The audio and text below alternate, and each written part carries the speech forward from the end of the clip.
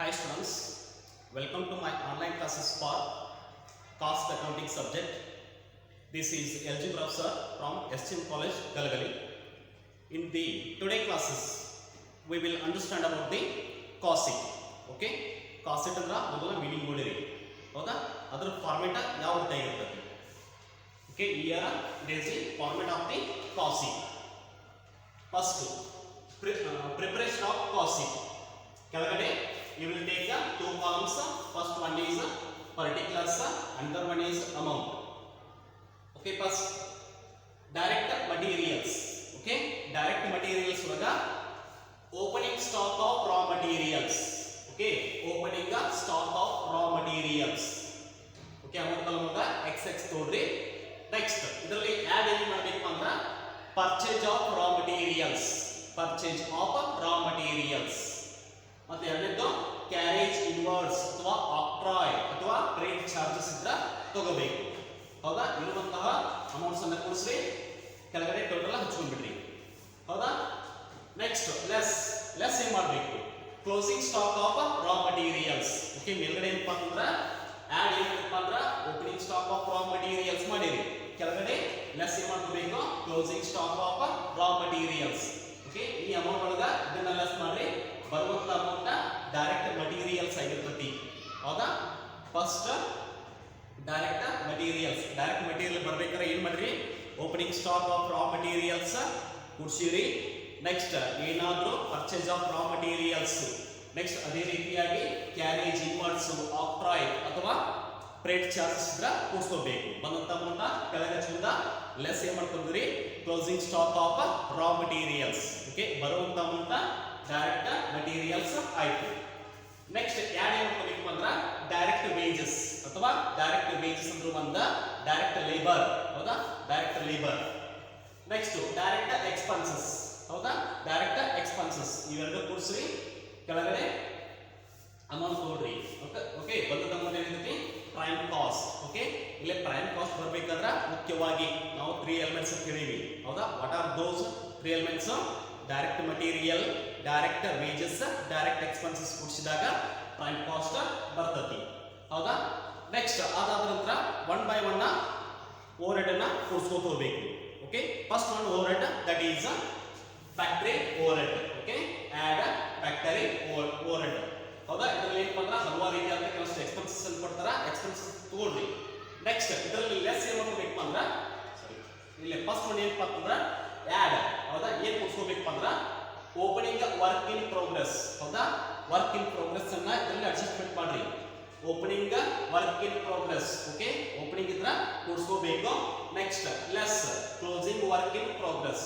ಹೌದಾ, ಲೆಸ್ ಏನ್ ಮಾಡ್ಕೋಬೇಕು ಅಂದ್ರೆ ಕ್ಲೋಸಿಂಗ್ ವರ್ಕ್ ಇನ್ ಪ್ರೋಗ್ರೆಸ್ ಅನ್ನ ಲೆಸ್ ಮಾಡ್ಕೋಬೇಕು. ಬರುವಂತ ಅಮೌಂಟ್ ಕೆಳಗಡೆ ಹಚ್ಕೊಂಡ್ಬಿಡ್ರಿ. ನೆಕ್ಸ್ಟ್ ಏನಾದ್ರೂ ಇಲ್ಲಿ problem, they are given sale of scrap. Okay, ಒಂದು ವೇಳೆ ಅವ್ರು ಏನ್ ಮಾಡಿರಪ್ಪ ಅಂದ್ರೆ ಸೇಲ್ ಆಫ್ ಸ್ಕ್ರಾಪ್ ಕೊಟ್ಟಿರಂದ್ರ ಲೆಸ್ ಮಾಡ್ಕೋಬೇಕು. ಹೌದಾ, ಲೆಸ್ ಮಾಡಿದಂತ ಅಮೌಂಟ್ ಕೆಳಗೆ ಹಚ್ಕೊಂಡ್ಬಿಡ್ರಿ. ಬಂದಂತ ಅಮೌಂಟ್ಗೆ ಅಂದ್ರೆ ವರ್ಕ್ಸ್ ಕಾಸ್ಟ್ ಬರ್ರಿ. ಹೌದಾ, ವರ್ಕ್ಸ್ ಕಾಸ್ಟ್. ಇಲ್ಲಿ ಫ್ಯಾಕ್ಟರಿ ಓವರ್ ಹೆಡ್ಗೆ ಒಂದು 4 ರೀತಿಯಾಗಿ ಹೆಸರು ಕೂಡ ಇದಾವ. ಫ್ಯಾಕ್ಟರಿ ಓವರ್ ಹೆಡ್ ಒಂದು manufacturing over head, production over head. ಹೌದಾ, ಇದು ಅದೇ ರೀತಿಯಾಗಿ ವರ್ಕ್ಸ್ ಓವರ್ ಹೆಡ್ ಕೂಡ ಬರ್ತಾರ್ರಿ. ಹೌದಾ, ಇದು ಓಕೆ, ಬಂದಂತ ಅಮೌಂಟ್ ಏನಾಗ್ತದೆ, works cost. Next one second one overhead ಯಾವುದು, ಆಫೀಸ್ ಓವರ್ ಹೆಡ್ ಅಥವಾ ಅಡ್ಮಿನಿಸ್ಟ್ರೇಟಿವ್ ಓವರ್ ಹೆಡ್. ಇದರಲ್ಲಿ ಹಲವಾರು ರೀತಿಯಾದ ಎಕ್ಸ್ಪೆನ್ಸಸ್ ಕೊಡ್ತಾರ, ಅದನ್ನ ಕೂಡಿಸಿದ್ರ ಕೆಳಗೆ ಅಮೌಂಟ್ ತಗೋಬೇಕು. ನೆಕ್ಸ್ಟ್ ಬಂದಂತ ಅಮೌಂಟ್ ಏನಂತಾರ ಕಾಸ್ಟ್ ಆಫ್ ಪ್ರೊಡಕ್ಷನ್ ತರು, ಕಾಸ್ಟ್ ಆಫ್ ಪ್ರೊಡಕ್ಷನ್. ಹೌದಾ, ಆಫೀಸ್ ಓವರ್ ಹೆಡ್ ಒಳಗೆ ಏನ್ ಅಡ್ಜಸ್ಟ್ಮೆಂಟ್ ಮಾಡ್ಬೇಕಪ್ಪ ಅಂದ್ರೆ ಪೆನ್ಷನ್ ಗೂಡ್ಸ್ ಅನ್ನ ಅಡ್ಜಸ್ಟ್ಮೆಂಟ್ ಅನ್ನ ಮಾಡಬೇಕು. ಹೌದಾ, ಪೆನ್ಷನ್ ಗೂಡ್ಸ್ ಏನಾದ್ರು ಈಗ ಓಪನಿಂಗ್ ಇತ್ತಂದ್ರೆ ಆಡ್ ಮಾಡ್ಕೋಬೇಕು. ಹೌದಾ, add opening stock of finished goods. Next one ಏನಪ್ಪ ಅಂದ್ರೆ less closing stock of finished goods. Okay, ಬರುವಂತ ಅಮೌಂಟ್ ಕೆಳಗೆ ಹಚ್ಕೊಳ್ರಿ. ಇದಕ್ಕೆ ಬಂದಂತ ಅಮೌಂಟ್ ಅಂದ್ರೆ ಕಾಸ್ಟ್ ಆಫ್ ಗೂಡ್ಸ್ ಸೋಲ್ಡ್. ಹೌದಾ, ಇಲ್ಲಿ ಏನ್ ಅಡ್ಜಸ್ಟ್ಮೆಂಟ್ ಮಾಡಿರಪ್ಪ ಅಂದ್ರೆ ಫಿನಿಶ್ಡ್ ಗೂಡ್ಸ್ ಅನ್ನ ಅಡ್ಜಸ್ಟ್ಮೆಂಟ್ ಅನ್ನ ಮಾಡಿರಿ.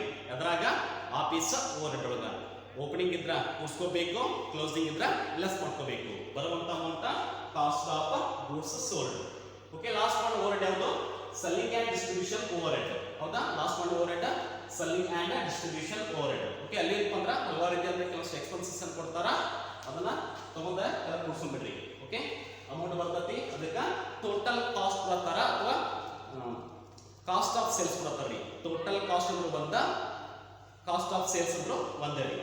ನೆಕ್ಸ್ಟ್ ಅದೇನಾದ್ರು ಸೇಲ್ಸ್ ಕೊಡಿರಪ್ಪ ಅಂದ್ರ ಇಲ್ಲಿ ಮೇಲ್ಗಡೆ ಒಂದು ಲೈನ್ ಖಾಲಿ ಬಿಟ್ಟ ಕೆಳಗಡೆ ಸೇಲ್ಸ್ ತಗೊಳ್ರಿ. ಹೌದಾ, sales you have to comparison sales ಮತ್ತು ಟೋಟಲ್ ಕಾಸ್ಟ್ ಅನ್ನ ಕಂಪ್ಯಾರಿಸನ್ ಮಾಡ್ರಿ. ಹೌದಾ, ಇದಕ್ಕೆ ಕಂಪ್ಯಾರಿಸನ್ ಮಾಡ್ಬೇಕಪ್ಪ ಅಂದ್ರ ನಾವು ಪ್ರಾಫಿಟ್ ಆಗತ್ತೆ ಲಾಸ್ ಆಗತ್ತೆ ಎಂಬುದನ್ನ ಕ್ಯಾಲ್ಕುಲೇಷನ್ ಮಾಡ್ಬೇಕಾಗಿರ್ತತಿ. ಹೌದಾ, here you have to find out the profit and loss. ಹೌದಾ, ಇಲ್ಲಿ ಪ್ರಾಫಿಟ್ ಆಗಿ ಬರ್ತತಿ, ಲಾಸ್ ಏನ್ ಬರ್ತತಿ ನೋಡ್ರಿ. ಹೌದಾ, ಅಲ್ಲಿ ಕಂಪ್ಯಾರಿಸನ್ ಮಾಡ್ರಿ. ಇಲ್ಲೇ ಮೇಲ್ಗಡೆ ಒಂದು ಲೈನ್ ಖಾಲಿ ಜಾಗ ತಗೋಬೇಕು. ಇಲ್ಲೇ sales is greater than total cost. ಹೌದಾ, ಪ್ರಾಫಿಟ್ ವಿಲ್ ಬಿಕಮ್. ಹೌದಾ, ಇಲ್ಲಿ ಏನೈತಿ sales is greater than total cost. ಇಲ್ಲಿ ಏನಾದ್ರೂ ಸೇಲ್ಸ್ ಜಾಸ್ತಿ ಆಯ್ತಪ್ಪ ಅಂತಂದ್ರ ಎದಕ್ಕಿಂತ ಟೋಟಲ್ ಕಾಸ್ಟ್ ಗಿಂತ okay profit will become. Okay, ಲಾಭ ಆಗತ್ತೆ. ನೆಕ್ಸ್ಟ್ ಲಾಸ್ ಯಾವಾಗಪ್ಪ ಅಂತಂದ್ರ ಸೇಲ್ಸ್ ಈಸ್